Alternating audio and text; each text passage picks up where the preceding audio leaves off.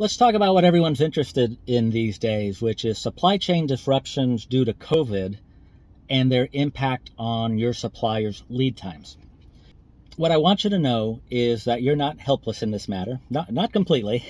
There are things you can do to take your operation the way it was pre-COVID and then move it to a regime that's better aligned with the current supply chain picture.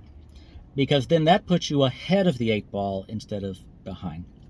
To do this, there's 3 levels of sophistication, and I'm just going to focus on planning and execution. There's things you can do with sourcing and looking at alternatives. I'm going to put that to the side for the time being. But with regard to planning and execution, the first level of sophistication would be you simply, when you sit down to write a purchase order, the due dates are further in the future, and you order a little bit more than you had previously. That's all you do.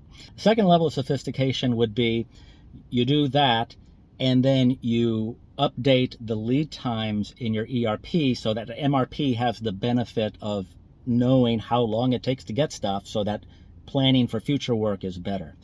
That's better, but it's usually insufficient. And I find that 9.5 times out of 10, most companies, small companies and large companies alike, operate somewhere between level 1 and level 2.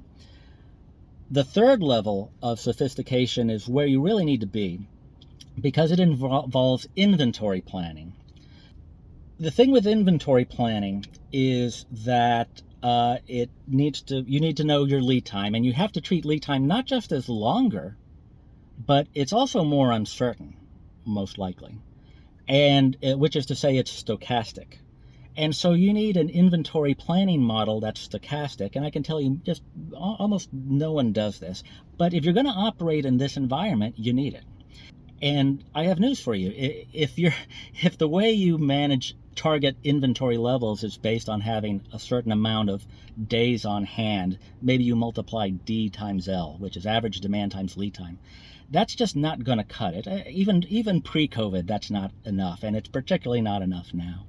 So if you want to get ahead of the 8 ball and deal with this environment that's probably going to be with us for some time longer, you need to get ahead of the 8 ball, and you need to think about getting yourself to the next level of sophistication